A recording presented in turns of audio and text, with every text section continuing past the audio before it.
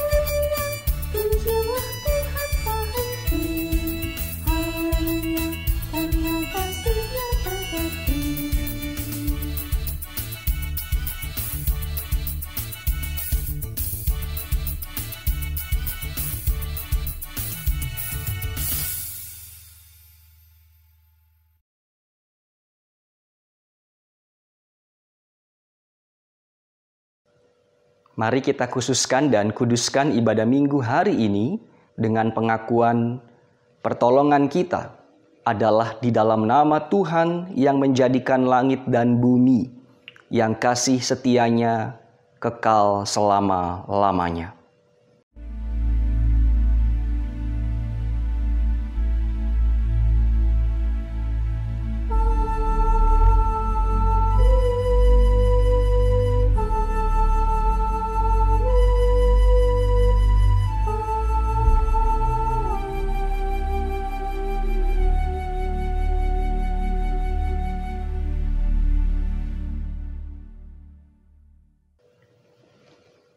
Anugerah dan sejahtera dari Allah Bapa dan dari Tuhan kita Yesus Kristus menyertai saudara. Dan beserta saudara juga.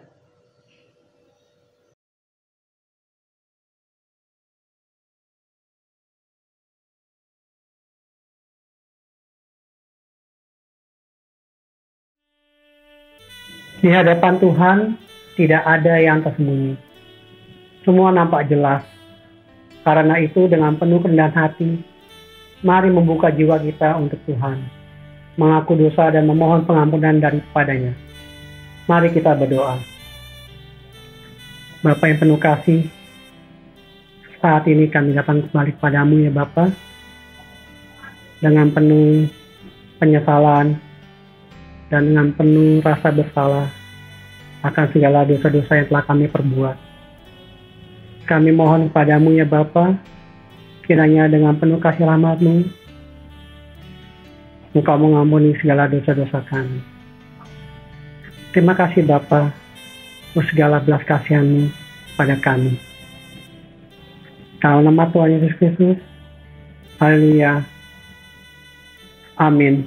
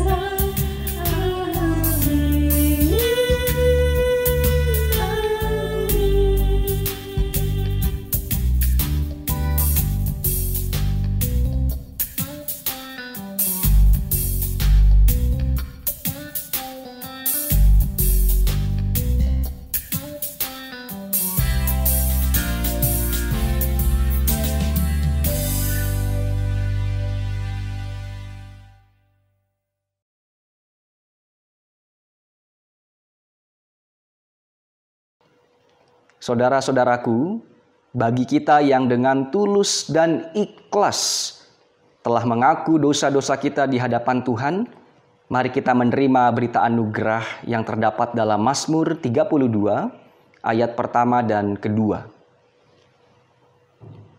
Berbahagialah orang yang diampuni pelanggarannya, yang dosanya ditutupi. Berbahagialah manusia yang kesalahannya tidak diperhitungkan Tuhan, dan yang tidak berjiwa penipu. Demikianlah berita anugerah dari Tuhan. Syukur kepada Allah.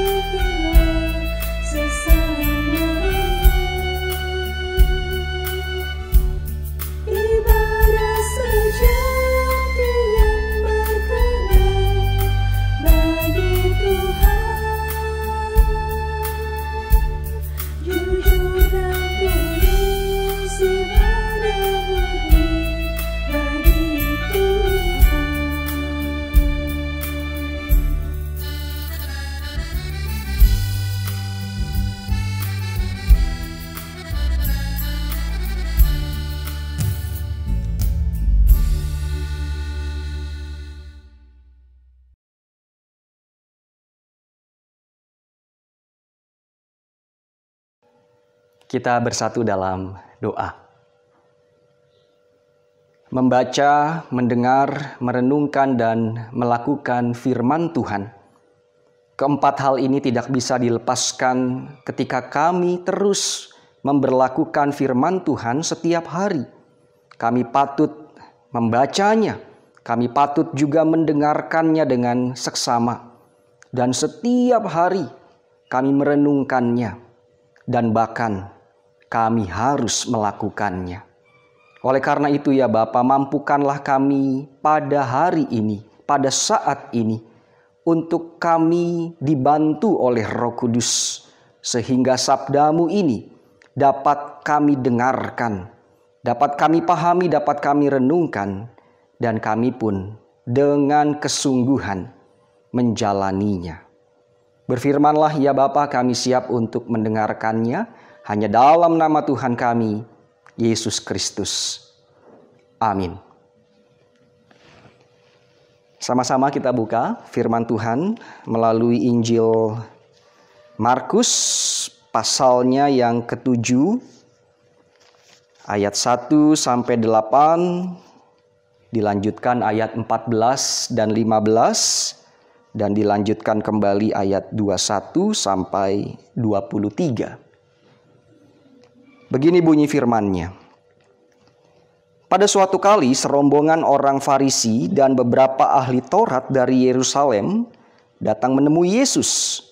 Mereka melihat bahwa beberapa orang muridnya makan dengan tangan najis, yaitu dengan tangan yang tidak dibasuh.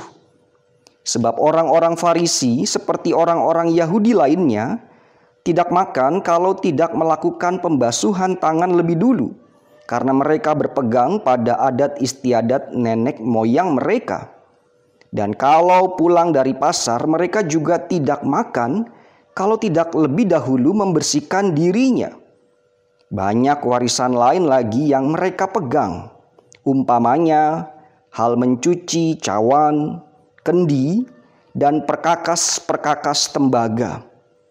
Karena itu orang-orang Farisi dan ahli-ahli Taurat itu bertanya kepadanya, "Mengapa murid-muridmu tidak hidup menurut adat istiadat nenek moyang kita, tetapi makan dengan tangan najis?" Jawabnya kepada mereka, "Benarlah nubuat Yesaya tentang kamu, hai orang-orang munafik. Sebab ada tertulis, bangsa ini memuliakan aku dengan bibirnya, padahal hatinya jauh daripadaku. Percuma mereka beribadah kepadaku, sedangkan ajaran yang mereka ajarkan ialah perintah manusia. Perintah Allah kamu abaikan untuk berpegang pada adat istiadat manusia." Lalu Yesus memanggil lagi orang banyak dan berkata kepada mereka, "Kamu semua dengarlah kepadaku dan camkanlah. Apapun dari luar yang masuk ke dalam seseorang tidak dapat menajiskannya, tetapi apa yang keluar dari seseorang, itulah yang menajiskannya.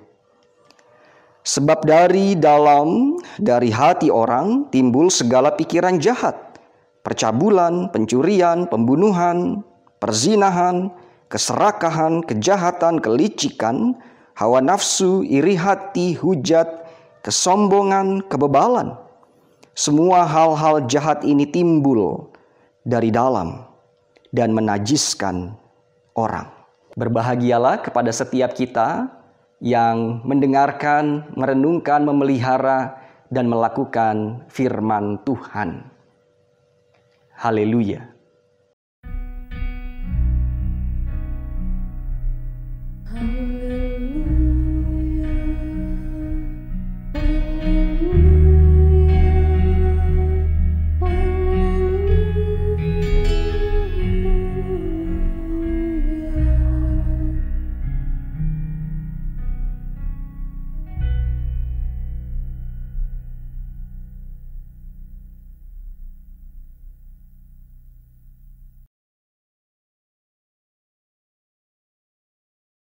Bapak, Ibu, Saudara, dan para sahabat, hari ini merupakan minggu penutupan bulan budaya dan kebangsaan. Kiranya dalam konteks bergereja maupun konteks kebangsaan, kita selalu bersatu meski berbeda-beda. Dan semoga semangat kemerdekaan terus menyala di setiap kehidupan kita. Merdeka. Di minggu terakhir bulan Agustus ini, kita mau membahas tentang tradisi. Manusia tidak bisa dilepaskan dari tradisi. kebudayaan tidak mungkin terpisah dari tradisi. Bahkan agama sangat kental dengan tradisi. Dalam bahasa Latin, tradisi disebut traditio atau diteruskan. Seperti tongkat estafet yang dibawa oleh pelari pertama, diberikan dan diteruskan oleh pelari kedua, diberikan dan diteruskan lagi oleh pelari ketiga, dan begitu seterusnya. Demikian juga dengan tradisi. Tradisi adalah kebiasaan yang diulang-ulang, dan kebiasaan itu diwariskan turun-temurun untuk terus dilestarikan. Harus diakui, ada banyak orang yang sangat cinta dan patuh pada kebiasaan, pada tradisi. Bagi mereka, yang benar, yang tepat adalah yang sudah biasa, yang sesuai dengan kebiasaan. Menurut almarhum Pendeta Eka Dharmaputra, taat pada tradisi memang mengandung kebaikan dan keuntungan. Sebab kalau semua orang hidup sesuai dengan kebiasaan, hidup ini menjadi tenteram, tanpa gangguan dan tanpa ketegangan. Tetapi beliau, almarhum Pendeta Eka Dharmaputra, juga memberi tantangan bagi kita yang patuh pada tradisi. Apa tantangannya? Tantangannya adalah, apakah kita memahami esensi dari kebiasaan yang kita lakukan? Apakah kita tahu makna terdalam dari tradisi yang terus-menerus kita jalani? Tantangan beliau, almarhum Pendeta Eka Dharmaputra, tentu sangat beralasan. Sebab kita yang mewarisi begitu banyak tradisi dan menjalaninya, bisa jadi terjebak pada bungkus daripada isi. Lebih fokus pada tampilan luar daripada esensinya. Lebih disibukkan dengan tata cara daripada makna. Ada sebuah cerita imajinatif begini. Di setiap hari Minggu, seekor kucing liar selalu datang ke gereja, masuk ke ruang ibadah, dan mengeong sekeras-kerasnya ketika umat sedang kusyuk beribadah. Tentu ulah kucing liar yang mengeong terus selama jalannya ibadah sangat mengganggu. Akhirnya sang pendeta memutuskan setiap hari Minggu kucing liar yang datang itu harus diikat di dekat tiang pintu gereja dan diberi makan. Setelah selesai ibadah, kucingnya dilepas lagi. Sejak saat itulah ibu bapak saudara dan para sahabat, setiap hari Minggu, setiap kali umat beribadah, kucing liar tersebut selalu nampak terikat di dekat pintu gereja. Kebiasaan ini terus berlangsung lama, berulang-ulang, sampai akhirnya sang pendeta meninggal dan kucing liar itu pun juga mati. Tetapi ternyata kebiasaan ini diwariskan oleh generasi-generasi selanjutnya sampai dibuatkan khusus tiang emas untuk mengikat kucing.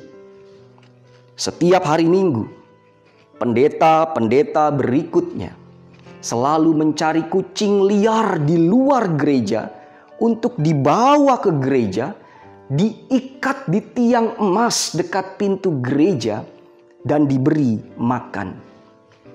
Suatu hari, seorang anak sekolah minggu generasi milenial yang terkenal kritis bertanya ke bapak pendeta, mengapa setiap minggu selalu ada kucing terikat di depan pintu gereja?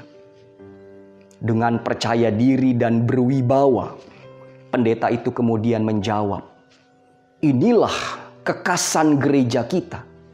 Inilah tradisi yang turun-temurun gereja kita lakukan.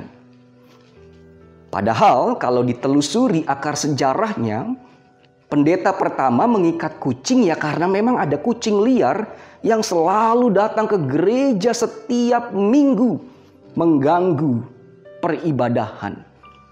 Seharusnya ketika kucing liar itu mati, maka tidak perlu lagi ada yang diikat. Tetapi karena kebiasaan yang diulang-ulang, maka akhirnya gereja lebih sibuk dengan tampilan luar daripada maksud, daripada kisah yang sesungguhnya. Pokoknya harus ada kucing. Kalau nggak ada kucing, rasanya kurang nges. Tuhan Yesus dalam bacaan kita sedang diperhadapkan pada tradisi agama dan budaya Yahudi yang begitu kuat, saklek. Pokoknya kalau nenek moyang Israel dulu melakukan begini, ya sekarang harus begini. Tidak boleh dipertanyakan apalagi diubah-ubah. Inilah yang dipersoalkan orang Farisi dan ahli Taurat ketika mendapati sebagian murid Yesus tidak membasuh tangan sebelum makan. Markus 7 ayat 1-3. Pada suatu kali, serombongan orang Farisi dan beberapa ahli Taurat dari Yerusalem datang menemui Yesus. Mereka melihat bahwa beberapa orang muridnya makan dengan tangan najis, yaitu dengan tangan yang tidak dibasuh. Sebab orang-orang Farisi seperti orang-orang Yahudi lainnya tidak makan kalau tidak melakukan pembasuhan tangan lebih dulu, karena mereka berpegang pada adat istiadat nenek moyang mereka. Sepintas jika kita membaca bagian ini, bisa jadi kita bertanya, apakah Yesus dan para murid sedang mengabaikan protokol kesehatan dengan tidak mencuci tangan lebih dulu sebelum makan? Penafsir Alkitab sepakat bahwa ayat-ayat tersebut bukan bicara dalam konteks kesehatan. Pada zaman Yesus, karena belum ada sendok atau sumpit, orang yang hendak makan pasti membersihkan tangannya, termasuk Yesus dan para murid. Yang dipersoalkan para pemuka agama Yahudi adalah para murid Yesus tidak membersihkan tangan mereka seperti tata cara yang dilakukan oleh nenek moyang Israel. Misalnya, Yesus dan para murid cuci tangan 20 detik. Intinya, tangannya bersih dari kuman sebelum makan. Tetapi, tata cara nenek moyang Israel harus cuci tangan 3 menit. Dan ketika mereka mencuci tangan, mereka mengucapkan doa-doa khusus. Sehingga diyakini dengan cuci tangan 3 menit sambil merapalkan doa-doa khusus, maka mereka sudah bersih dari kenajisan.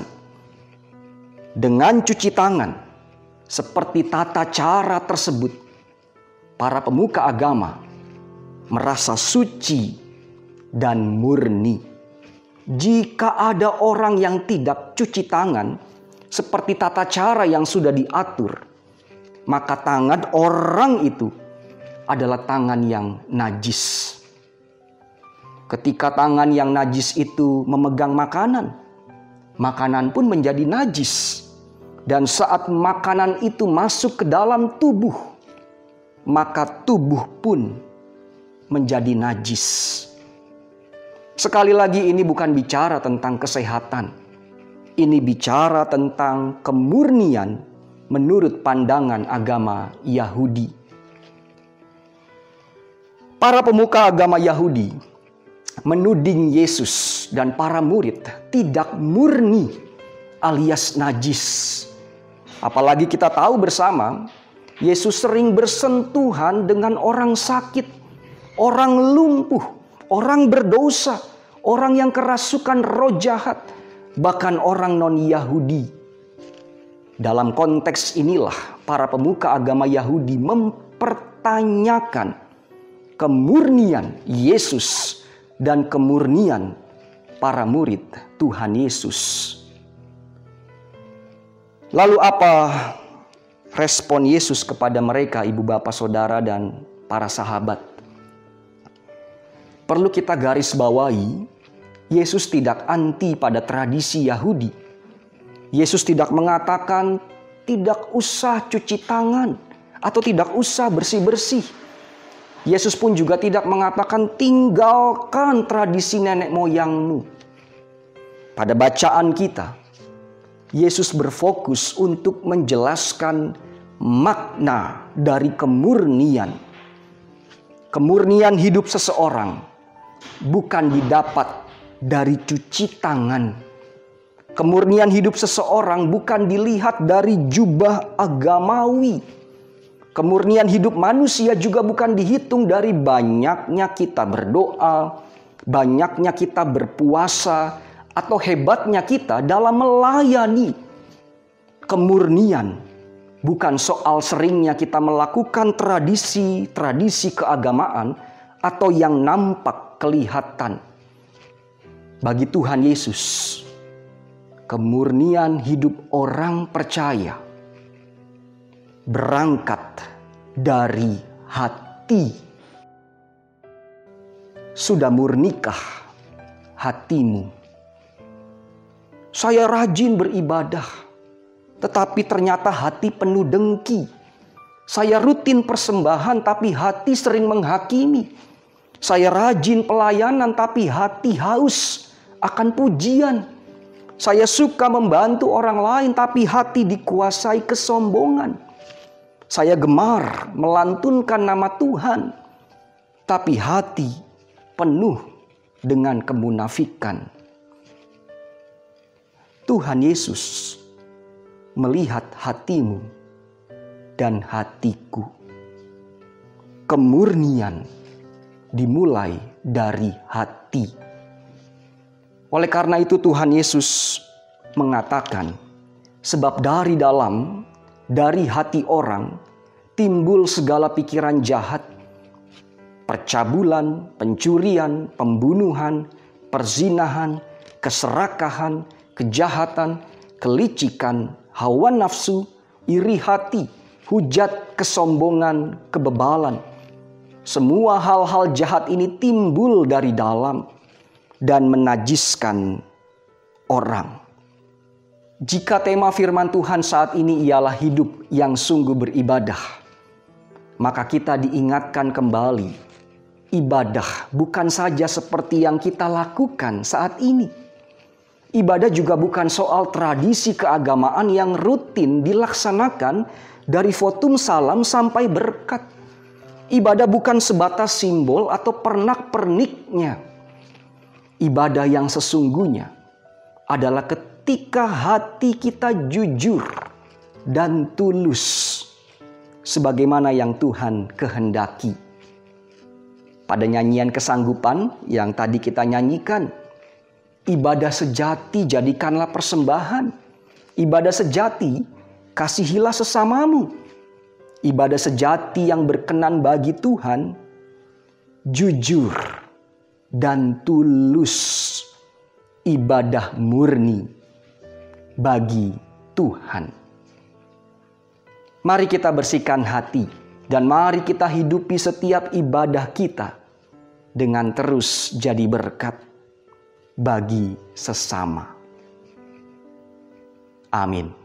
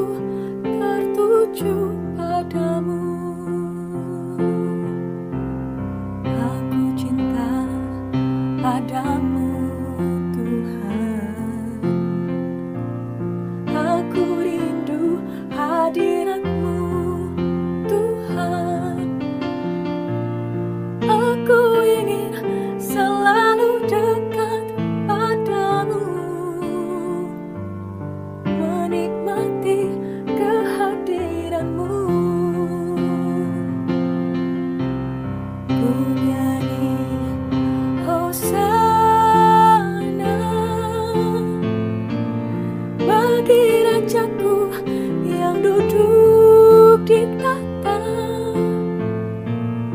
Aku muliakan dan ku agungkan, Kau layak disembah. Aku cinta padamu Tuhan, aku rindu hadirat-Mu Tuhan. Aku ingin selalu dekat padamu, menikmati kehadiran-Mu. Ku nyanyi Hosana bagi Rajaku yang duduk di tahta. Aku muliakan dan ku agungkan, Kau layak disembah. Ku nyanyi Hosana bagi Rajaku yang duduk di tahta. Aku muliakan dan ku agungkan, Kau layak disembah. Kau layak disembah.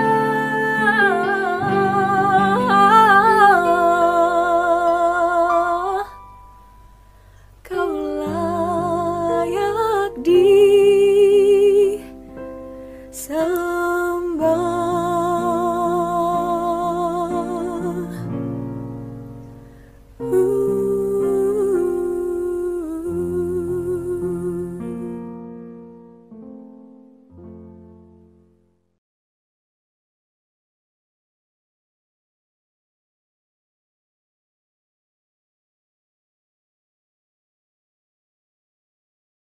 Saudara yang terkasih, firman Tuhan hari ini telah meneguhkan iman kita. Maka marilah kita menyatakan pengakuan iman kita dengan bersama mengucapkan pengakuan iman rasuli yang demikian. Aku percaya kepada Allah Bapa yang Maha Kuasa, Khalik langit dan bumi, dan kepada Yesus Kristus, anaknya yang tunggal Tuhan kita, yang dikandung daripada Roh Kudus, lahir dari anak darah Maria, yang menderita di bawah pemerintahan Pontius Pilatus, disalibkan, mati, dan dikuburkan turun ke dalam kerajaan maut. Pada hari yang ketiga, bangkit pula dari antara orang mati, naik ke surga, duduk di sebelah kanan Allah Bapa yang Maha Kuasa, dan akan datang dari sana untuk menghakimi orang yang hidup dan mati. Aku percaya kepada Roh Kudus, gereja yang kudus dan am, persekutuan orang kudus, pengampunan dosa, kebangkitan daging, dan hidup yang kekal.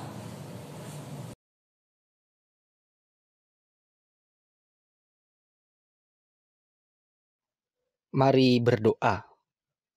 Puji, hormat, dan syukur kami panjatkan ke tahta-Mu ya Bapa. Kami berterima kasih oleh karena penyertaan-Mu, kami masih dapat beribadah bersama dengan keluarga, dan juga seluruh umat-Mu yang beribadah melalui channel YouTube GKJ Kanaan. Tidak terasa kami sudah ada di penghujung bulan Agustus. Hari-hari sudah kami lewati. Suka duka telah dijalani. Ada banyak kasih Tuhan yang tak mampu kami selami, namun tidak sedikit juga di antara kami yang bergumul oleh karena rupa-rupa tantangan kehidupan. Saat ini kami mengingat bagi mereka yang mencari pekerjaan, mencari pasangan hidup, merindukan kehadiran anak, pergumulan yang dihadapi anak-anak kami ketika harus sekolah dan kuliah secara online, pergumulan keluarga-keluarga dewasa dalam mengelola komunikasi rumah tangga dan juga keuangan, pergumulan orang tua kami dalam menapaki masa usia lanjut, para duda, janda, yatim piatu, mereka yang berkebutuhan khusus, dan juga pergumulan kami di masa pandemi COVID-19 yang telah menghantam banyak sektor kehidupan. Tolonglah kami ya Bapa, dan peganglah tangan kami untuk terus berani berjalan melewati setiap pergumulan kehidupan. Bersamamu kami kuat dan mampu. Bagi keluarga dan saudara-saudara yang sakit dan tengah menjalani masa pemulihan, di antaranya Bapak Setio Murbono, Ibu Sukardi, Bapak Sumarto, Ibu Sudarni Sungkono, Ibu Suradi, Saudara Averel, Ibu Kristina Winarni, Bapak Untarto, Bapak Yonatan Ngatio, Ibu Suhardi, Bapak dan Ibu Mulyadi, Ibu Ismiati, Bapak dan Ibu Margio, Saudari Kristina Utami, Bapak Priyanto, Bapak Yesudi Supit, Ibu Sri Winarni, Bapak Wugio, Ibu Sih Mariani Soekarno, Bapak Krisno Susilo, Bapak Dede Haryanto, Ibu Yuniarti, Bapak Sarjono, Bapak Waljiman, Bapak Rianto, Bapak dan Ibu Sunarto, Bapak Supandoyo, dan Ibu Yunita Kuntari. Kami meyakini dan percaya tangan ajaib-Mu senantiasa memegang mereka untuk mereka terus kuat, sabar, dan berpengharapan di dalam Engkau. Mujizat-Mu nyata, dan dengan kerendahan hati kami memohon, pulihkanlah mereka. Tolonglah pula ya Kristus akan kehidupan bergereja, khususnya GKJ Kanaan. Sebagai komunitas kami rindu untuk bisa kembali beribadah dan berjumpa secara fisik. Namun untuk saat ini tetap berikan kami kesabaran dan hikmat agar terus taat pada protokol kesehatan. Kerinduan kami untuk membangun tempat ibadah, kiranya Engkau beri jalan yang terbaik kemana kami dan tim harus melangkah.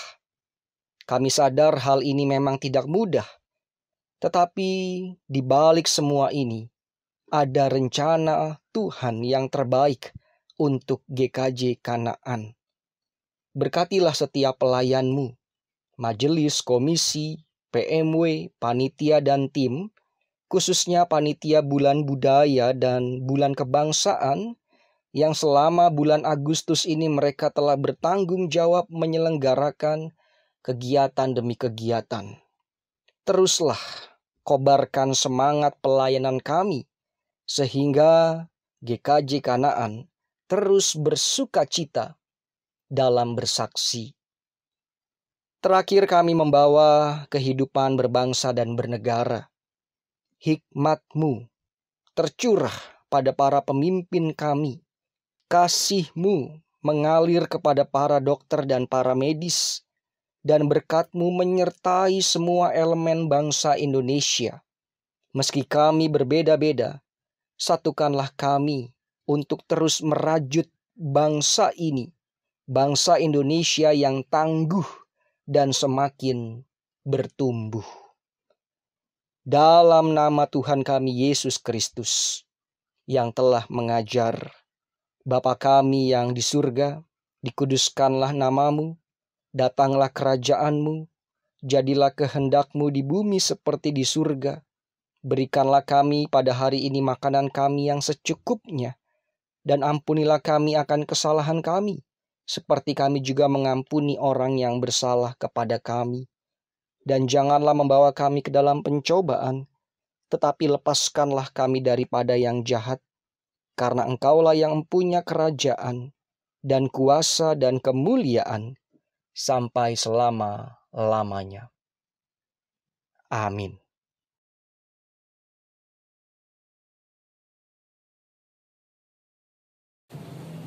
kita akan memberikan yang terbaik kepada Tuhan Yesus melalui persembahan syukur.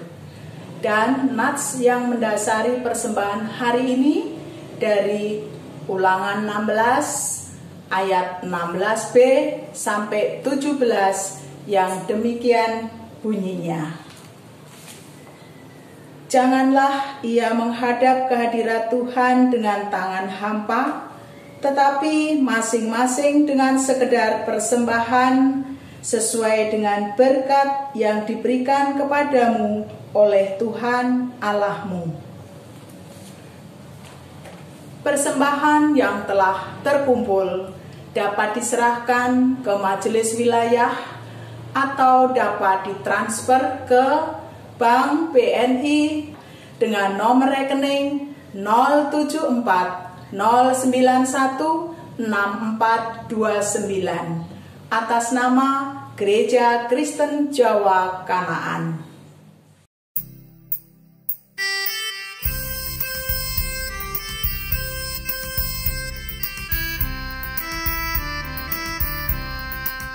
Betapa kita tidak bersyukur kepada Engkau yang bersyukur.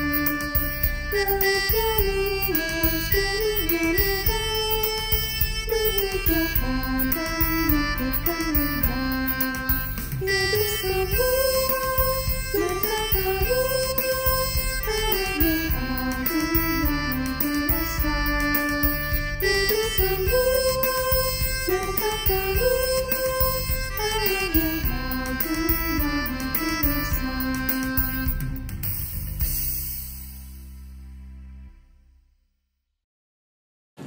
Mari kita bersatu dalam doa. Allah Bapa di surga, kembali kami menghadap kehadirat-Mu. Kami mengucap syukur untuk setiap berkat yang Tuhan berikan kepada kami, pribadi lepas pribadi. Sebagai ungkapan syukur kami, saat ini kami bersama-sama membawa persembahan-persembahan yang asalnya dari Engkau. Terimalah dan kuduskanlah persembahan kami ya Tuhan, baik itu persembahan mingguan, persembahan bulanan, persembahan IKK, dan persembahan-persembahan yang lainnya. Dan ajarlah kami untuk dapat mempersembahkan seluruh hidup dan kehidupan kami hanya untuk kemuliaan nama-Mu. Berkati saudara-saudara kami yang mengelola persembahan ini, sehingga mereka bekerja dengan penuh sukacita. Dalam nama Tuhan kami, Yesus Kristus, kami berdoa dan mengucap syukur.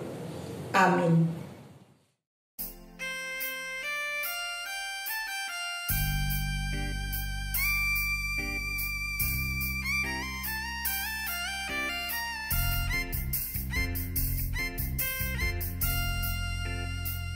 Tuhan mengutus kita ke dalam dunia, bawa pelita kepada lawan.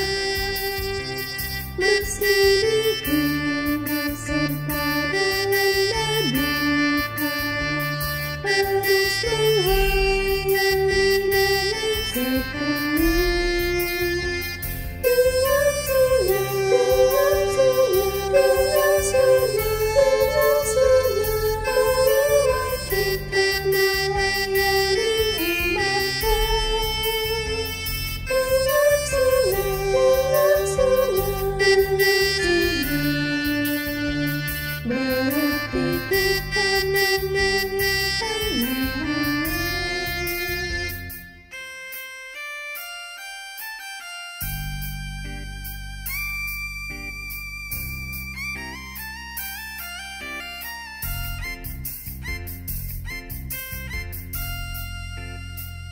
Tuhan mengutus kita ke dalam dunia, bagi rasa kita tubuhnya lelah. Meski dihina